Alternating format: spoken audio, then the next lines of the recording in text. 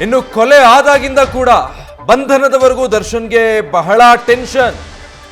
ಆ 36 ಗಂಟೆ ನಟ ದರ್ಶನ್ ಇದ್ದಿದ್ದು ಬರೀ ಗಾಬರಿಯಲ್ಲೇ. ಯಾವುದೇ ಫೋನ್ ಕಾಲ್ ಬಂದರೂ ಕೂಡ ದರ್ಶನ್ ಭಯದಲ್ಲೇ ಮಾತಾಡ್ತಾ ಇದ್ರು. ಕೊಲೆ ಮಾಡಿದ್ದು ಗೊತ್ತಾಗೋಯ್ತೇನೋ ಅನ್ನೋ ಆತಂಕ ಅವರಲ್ಲಿ. ಸೊ ಅದೇ ಭಯದಲ್ಲಿ 36 ಗಂಟೆಗಳಿದ್ರು. ಆದರೆ ತಮ್ಮ ಭಯನ ಮಾತ್ರ ತೋರಿಸ್ಕೊಳ್ಳದೆ ನಗ್ನಗ್ತಾನೆ ಇರೋದಕ್ಕೆ ದರ್ಶನ್ ಪ್ರಯತ್ನ ಪಡ್ತಾ ಇದ್ರು.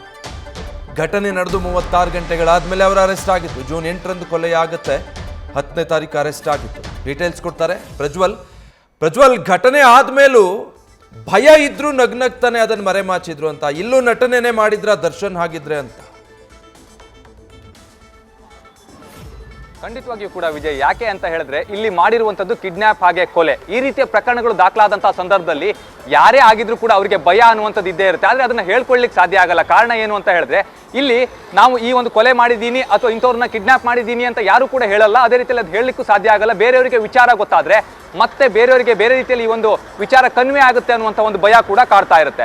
ಈ ಸಂದರ್ಭದಲ್ಲಿ ಎಲ್ಲ ಘಟನೆಗಳು ನಡೆದು ಹೋಗಿದೆ, ಈಗಾಗಲೇ ನಾವು ಬಂಧನ ಆಗುವಂಥದ್ದು ಕೂಡ ಫಿಕ್ಸ್ ಅನ್ನುವಂಥ ಒಂದು ವಿಚಾರ ಕೂಡ ಗೊತ್ತಾಗುತ್ತೆ. ಆ ಸಂದರ್ಭದಲ್ಲಿ ಯಾವುದೇ ಒಂದು ಕರೆ ಬಂದರೂ ಕೂಡ ಭಯ ಅನ್ನುವಂಥದ್ದು ಹಾಗೆ ಆಗುತ್ತೆ. ಅದು ಯಾವುದೇ ವ್ಯಕ್ತಿ ಆಗಿರ್ಬೋದು, ಎಂಥ ಸ್ಟಾರ್ ನಟ ಆಗಿದ್ರು ಕೂಡ ತಪ್ಪು ಮಾಡಿದಂಥ ಸಂದರ್ಭದಲ್ಲಿ ಹೆದರಿಕೆ ಆಗಲೇಬೇಕು. ಆ ರೀತಿಯಲ್ಲಿ ದರ್ಶನ್ ರವರಿಗೂ ಕೂಡ ಸಾಕಷ್ಟು ಹೆದರಿಕೆ ಇತ್ತು. ಯಾವುದೇ ಒಂದು ಫೋನ್ ಕಾಲ್ ಬಂದರೂ ಕೂಡ ಪೊಲೀಸರೇ ಮಾಡಿದ್ರೇನೋ ಅನ್ನೋ ರೀತಿಯಲ್ಲಿ ಅವರು ಭಾವಿಸ್ತಾ ಇದ್ರು. ಆ ಒಂದು ಫೋನ್ ಕಾಲ್ ಎತ್ತಿದಂಥ ಸಂದರ್ಭದಲ್ಲಿ ಸಾಕಷ್ಟು ಭಯ ಇರ್ತಾ ಇತ್ತು. ಅನ್ನೋನ್ ನಂಬರ್ ಯಾವುದೇ ಬಂದರೂ ಕೂಡ ನಿಜಕ್ಕೂ ಅವ್ರು ಹೆದರ್ತಾ ಇದ್ರು. ಕಾರಣ ಏನು ಅಂತ ಹೇಳಿದ್ರೆ ಇಲ್ಲಿ ಈಗಾಗಲೇ ಕಿಡ್ನಾಪ್ ಮಾಡಿ ಆಗಿದೆ, ಕೊಲೆ ಮಾಡಿ ಆಗಿದೆ.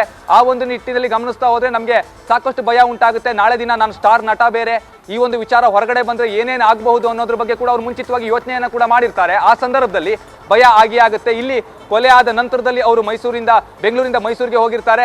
ಸಿನಿಮಾ ಶೂಟಿಂಗ್ ನಲ್ಲೂ ಕೂಡ ಭಾಗಿಯಾಗಿರ್ತಾರೆ. ಆ ಸಂದರ್ಭದಲ್ಲಿ ಆಪ್ತರೊಂದಿಗೆ ಮಾತನಾಡುವಾಗ ನಗಾಡ್ತಾನೆ ಮಾತನಾಡ್ತಾ ಇರ್ತಾರೆ. ಆದ್ರೆ ಮನಸ್ಸಿನೊಳಗಡೆ ಒಂದು ಭಯ ಅನ್ನುವಂಥದ್ದು ಇರುತ್ತೆ. ಮುಖದಲ್ಲಿ ಆ ಒಂದು ಭಯ ಕೂಡ ಕಾಣ್ತಾ ಇರುತ್ತೆ. ಆದ್ರೆ ಅನಿವಾರ್ಯತೆಯಿಂದ ನಗಾಡ್ಲೇಬೇಕಾದಂತ ಒಂದು ಪರಿಸ್ಥಿತಿ ಇರುತ್ತೆ. ಯಾಕೆ ಅಂತ ಹೇಳಿದ್ರೆ ನಾನು ಈಗಾಗಲೇ ಸರೆಂಡರ್ ಆಗ್ಲಿಕ್ಕೆ ಹೇಳಿದ್ದೀನಿ, ನನ್ನನ್ನ ಬಚಾವ್ ಮಾಡಬಹುದು ಅನ್ನುವಂಥ ಒಂದು ಮನಸ್ಥಿತಿ ಇದ್ರೂ ಕೂಡ ಆದ್ರೆ ಪೊಲೀಸರು ತೀವ್ರಗತಿಯಲ್ಲಿ ತನಿಖೆಯನ್ನೇನಾದ್ರೂ ನಡೆಸಿದ್ರೆ ಎಲ್ಲಾ ಸತ್ಯಗಳು ಕೂಡ ಹೊರಬರುತ್ತೆ. ಆ ಸಂದರ್ಭದಲ್ಲಿ ಇವ್ರು ಯಾರಾದ್ರೂ ನನ್ನ ಹೆಸರನ್ನ ಹೇಳಿದ್ರು ಅಂತ ಹೇಳಿದ್ರೆ ನನಗೂ ಕೂಡ ಕಂಟಕ ಫಿಕ್ಸ್, ಅನಂತರ ನಾನು ಜೈಲು ಸೇರುವಂತ ಸಾಧ್ಯತೆಗಳು ಕೂಡ ಇರುತ್ತೆ. ಇದೆಲ್ಲದರ ಬಗ್ಗೆ ಕೂಡ ಅವ್ರು ಖಂಡಿತವಾಗಿಯೂ ಕೂಡ ಯೋಚನೆ ಮಾಡಿರ್ತಾರೆ. ಹಾಗಾಗಿ 36 ಗಂಟೆ ಏನಿತ್ತು ದರ್ಶನ್ ರವರಿಗೆ ನಿಜಕ್ಕೂ ಕೂಡ ಚಾಲೆಂಜಿಂಗ್ ಅಂತಾನೆ ಹೇಳ್ಬೋದು.